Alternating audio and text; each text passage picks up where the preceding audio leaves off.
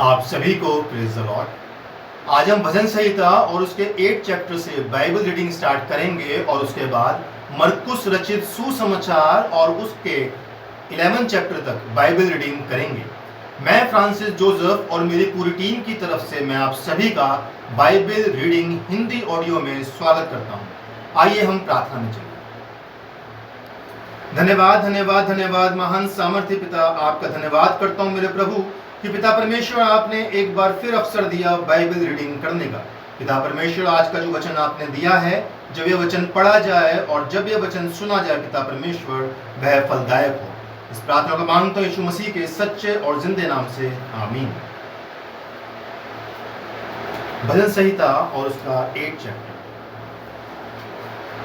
हे यहोवा हमारे प्रभु, तेरा नाम सारी पृथ्वी पर क्या ही प्रतापमय है। तूने अपना वैभव स्वर्ग पर दिखाया है। तूने अपने बैरियों के कारण बच्चों और दूध पियोवों के द्वारा सामर्थ्य की नींव डाली है, ताकि तू शत्रु और पलटा लेने वालों को रोक रखे।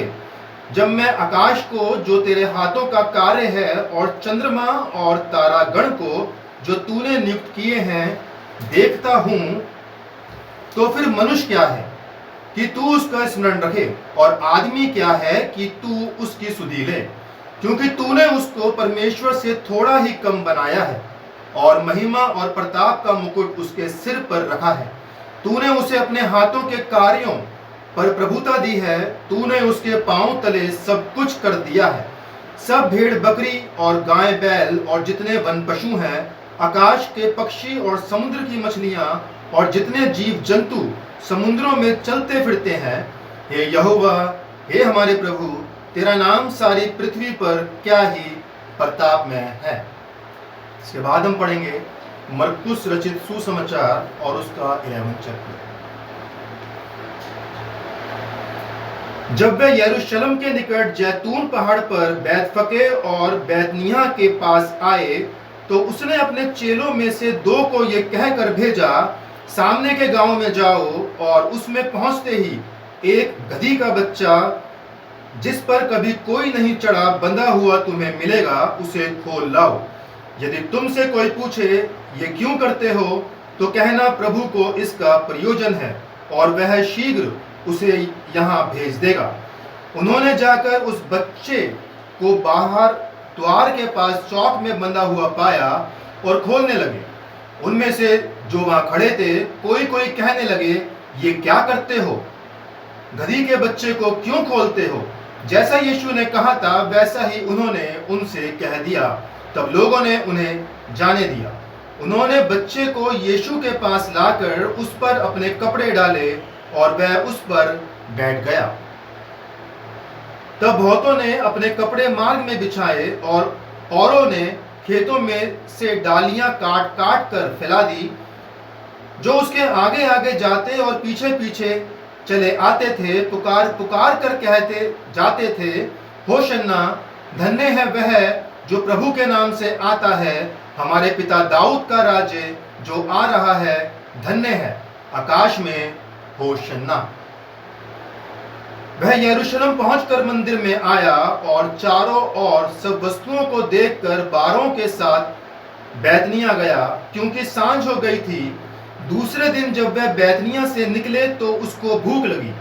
वह दूर से अंजीर का एक हरा पेड़ देखकर निकट गया कि क्या जाने उसमें कुछ पाए, पर पत्तों को छोड़ कुछ ना पाया, क्योंकि फल का समय न था।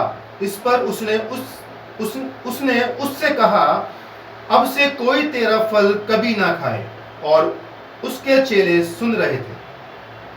फिर वह यरूशलेम में आए और वह मंदिर में गया और वहां जो लेन देन कर रहे थे उन्हें बाहर निकालने लगा और शरीफों के पीड़े और कबूतर बेचने वालों की चौकियां उलट दी और मंदिर में से किसी को बर्तन लेकर आने जाने ना दिया।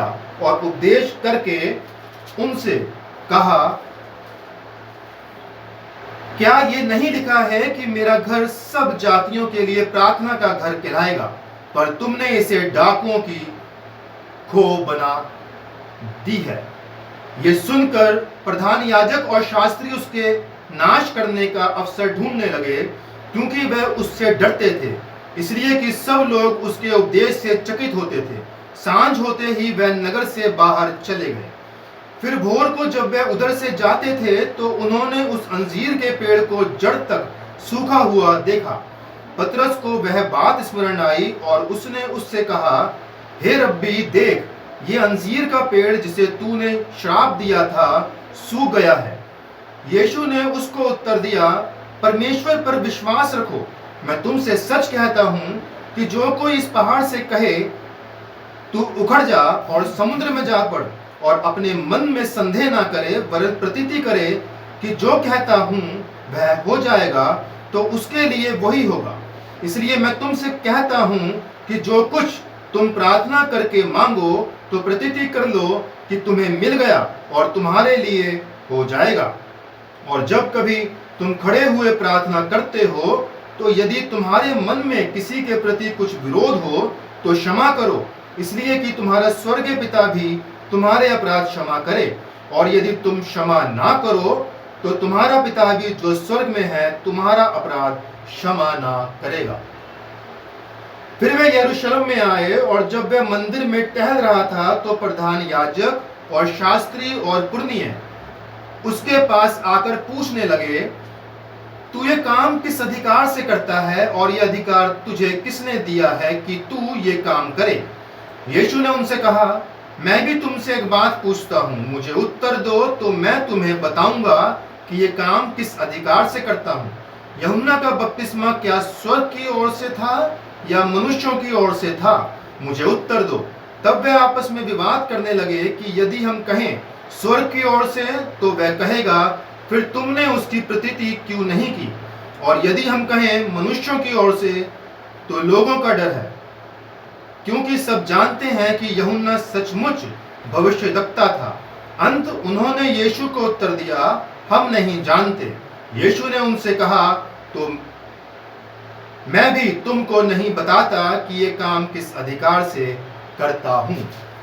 परमेश्वर अपने वचन के पढ़े और सुने जाने पर अपनी बहुतायत से आशीष दे। मेरे अजीजों, आज जो मरकुस रचित सुसमाचार और उसका 11 चैप्टर मैंने पढ़ा है, उसकी 24 आयत को अगर हम थोड़ा गौर से और ध्यान से पढ़ें तो उसमें कुछ इस तरह लिखा है, इसलिए मैं तुमसे कहता हूं कि जो कुछ तुम प्रार्थना करके मांगो तो प्रतीति कर लो कि तुम्हें मिल गया और तुम्हारे लिए हो जाएगा।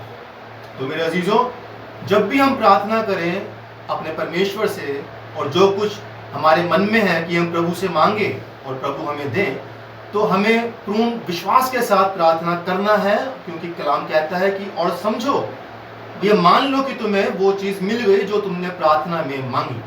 तो मेरे अजीजों, जब भी हम दुआ करें तो विश्वास के साथ करें और दुआ करने के बाद अपने मन में ये विश्वास रखें कि हमने प्रभु से जो मांगा वो हमें मिला। तो हम जब भी दुआ करें पूर्ण विश्वास के साथ हम हमेशा दुआ करें। इसी के साथ मैं आज का ये चैप्टर यहाँ समाप्त करता हूँ। आइए हम प्रार्थना में चलें। धन्यवाद महान सामर्थ्य पिता, आपका धन्यवाद करता हूँ प्रभु कि पिता परमेश्वर जो आपने आज का सुंदर वचन दिया है, प्रभु जो वचन पढ़ा गया है, सुना गया है, पिता परमेश्वर खुदावन बहुतायत से फलदायक हो। पिता परमेश्वर, एक एक जन को खुदा आपके सामने आपके समीप रखता हूँ पिता परमेश्वर, और प्रभु प्रार्थना विनती करता हूँ मेरे खुदा, आपने जैसे अब तक हम सबकी सुधि ली है प्रभु जी, आगे भी पिता परमेश्वर आप हम सबके रक्षक पिता परमेश्वर बने। इस प्रार्थना को मांगते यीशु मसीह के सच्चे और जिंदे नाम से, आमीन। परमेश्वर का अनुग्रह हम सब पर बना रहे और प्रभु की आशीष हम सब पर सदा और सर्वदा बनी रहे।